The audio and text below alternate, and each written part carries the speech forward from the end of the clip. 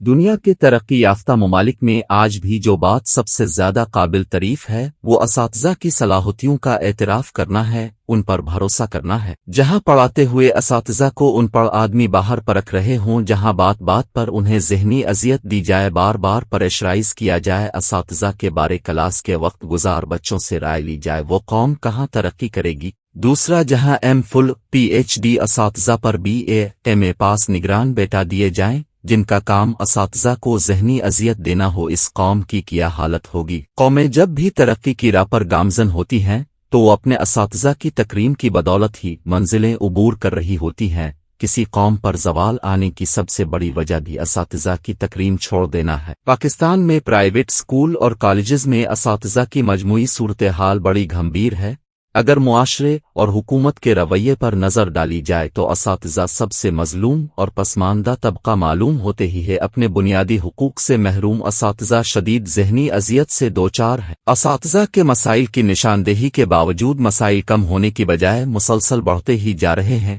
مگر اس کے باوجود وہ قوم کے مستقبل کو سنوارنے اور نکھارنے کے لیے اپنے آپ کو وقف کیے ہوئے ہیں۔ اساتذہ کے مسائل کیا ہیں؟ انہیں دہرانے کی ضرورت نہیں، کیونکہ اس موضوع پر چیخنا چلانا تو کئی دہائیوں سے جاری ہے، تاہم یہ بات دہرا دینا لازمی ہے کہ وسائل کی عدم دستیابی اور معاشی طور پر مضبوط نہ ہونا اساتذہ کے اہم ترین بنیادی مسائل ہیں۔ پاکستان میں اساتذہ کی ایک کثیر تعداد نجی تعلیمی اداروں میں قوم کی نسل کو زیور علم سے آراستہ کر رہی ہے، اور ایک استاد کو ضروریات زندگی اور دیگر لوازمات کو پورا کرنے کے لیے معقول تنخواہ درکار ہوتی ہے تاکہ وہ کسی معاشی دباؤ کے بغیر نسل نو کی صحیح معنوں میں آبیاری کر سکے، مگر وطن عزیز کی نجی تعلیمی اداروں میں قلیل اور تضحیک آمیز تنخواہ ان کی بنیادی ضروریات بھی پورا کرنے سے قاصر رہتی ہے، اور سالانہ نہایت کم شرح سے تنخواہوں کے بڑھنے کا معیار بھی بڑا مضحکہ خیز ہے۔ انہیں وہ مراد بھی میسر نہیں جو حکومتی ملازمین کو حاصل ہیں، اور نہ ہی ان کا کوئی باضابطہ پلیٹ فارم ہے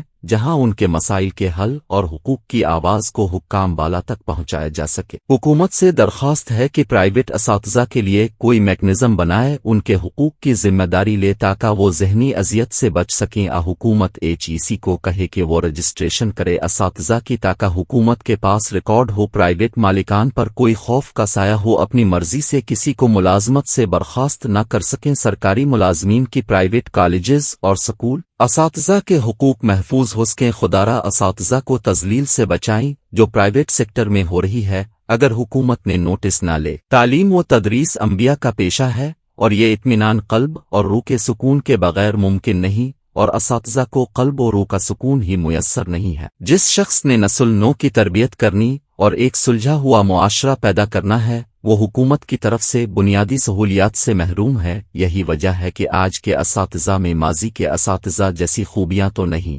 لیکن اگر ان کے مسائل کے حل پر توجہ دی جائے اور مرکزی، صوبائی اور ضلعی سطح پر ان کا اعتراف کرتے ہوئے اساتذہ کی خدمات کی مکمل حوصلہ افزائی کی جائے تو مثبت نتائج سامنے آ سکتے ہیں۔ ہر سال تعلیمی اداروں میں سینکڑوں اساتذہ کو بھرتی کیا جاتا ہے، جن میں سے کئی اعلیٰ تعلیم یافتہ ہوتے ہیں، مگر یہ سینکڑوں اساتذہ پذیرائی نہ ہونے کی وجہ سے سرائے کے مہمانوں کی طرح وقت گزارتے اور کچھ عرصہ گزارنے کے بعد تدریس کا پیشہ ترک کر کے اعلیٰ مشاہروں پر غیر سرکاری یا پرائیویٹ اداروں میں پناہ گزین ہونے پر مجبور ہو جاتے ہیں۔ اس تناظر میں معیار تعلیم کی اصلاح و بہتری کی کوششیں کیسے کارگر ثابت ہو سکتی ہیں؟ بے شمار تعلیمی اور سماجی حلقے عرصہ دراز سے یہ کوشش کر رہے ہیں کہ ذمہ داران کو اساتذہ کے مسائل کا احساس دلا کر ان کا اضلاع کروایا جا سکے۔ 5 اکتوبر کا دن بھی اسی سلسلے کی ایک کڑی ہے، جس میں سیمینارز، واک اور ایسی دیگر سرگرمیوں کے ذریعے حکام بالا تک وطن عزیز کے لاکھوں اساتذہ کی آواز پہنچائی جاتی ہے۔ یوم اساتذہ جہاں اساتذہ کی تکریم کا احساس دلانے کا دن ہے، وہیں یہ اس عزم کے اعادے کا بھی دن ہے کہ اگر ایک بہترین قوم کی تشکیل درکار ہے تو اساتذہ کے مسائل اور مشکلات کو سمجھتے ہوئے ان کے ازالے کو اولویت اور ان مسائل پر توجہ دینا ہوگی۔